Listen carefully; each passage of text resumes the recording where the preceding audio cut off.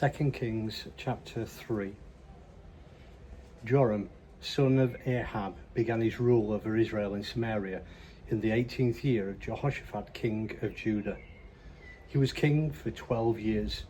In God's sight, he was a bad king. But he wasn't as bad as his father and mother.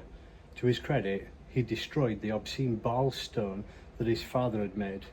But he hung on to the sinful practices of Jeroboam, son of Nebat, the ones that had corrupted Israel for so long. He wasn't about to give them up. King Mesha of Moab raised sheep. He was forced to give the king of Israel 100,000 lambs and 100,000 rams. When Ahab died, the king of Moab rebelled against the king of Israel. So King Joram set out from Samaria and prepared Israel for war. His first move was to send a message to Jehoshaphat, king of Judah. The king of Moab has rebelled against me. Would you join me and fight him? I'm with you all the way, said Jehoshaphat. My troops are your troops. My horses are your horses. Which route shall we take? Through the badlands of Edom. The king of Israel, the king of Judah, and the king of Edom started out on what proved to be a looping detour. After 7 days, they had run out of water for both army and animals. The king of Israel said, "Bad news. God has gotten us 3 kings out here to dump us in the hand of Moab."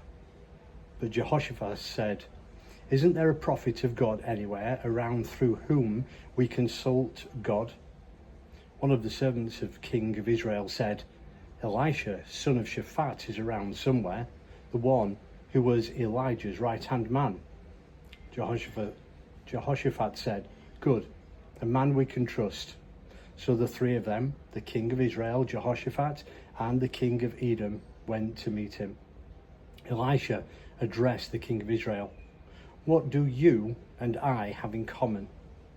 Go consult the puppet prophets of your father and mother." "Never," said the king of Israel. "It's God who has gotten us into this fix, dumping all 3 of us kings into the hand of Moab."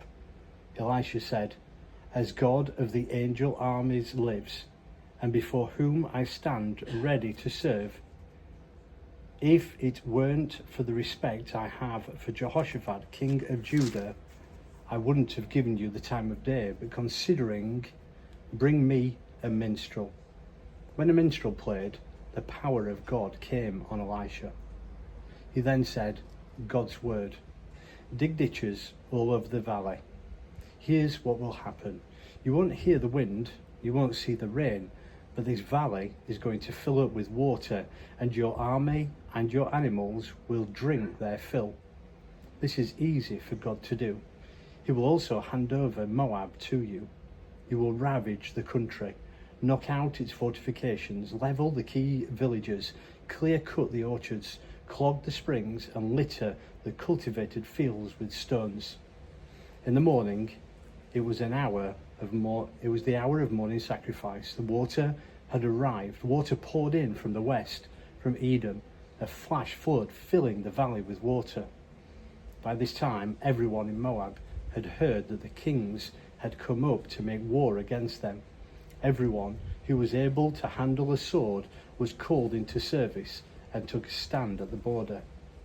They were up and ready early in the morning when the sun rose over the water. From where the Moabites stood, the water reflecting the sun looked red like blood. "Blood! Look at the blood," they said. "The kings must have fought each other. A bloody massacre.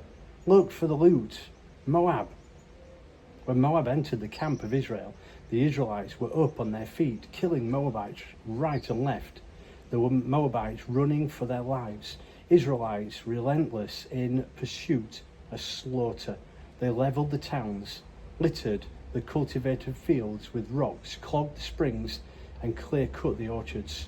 Only the capital, Kir Hareseth, was left intact, and that not for long. It too was surrounded and attacked with thrown and flung rocks. When the king of Moab realized that he was fighting a losing battle, He took 700 swordsmen to hag a corridor past the king of Edom, but they didn't make it. Then he took his son, his firstborn, who would succeed him as king, and sacrificed him on a city hill. That set off furious anger against Israel. Israel pulled back and returned home.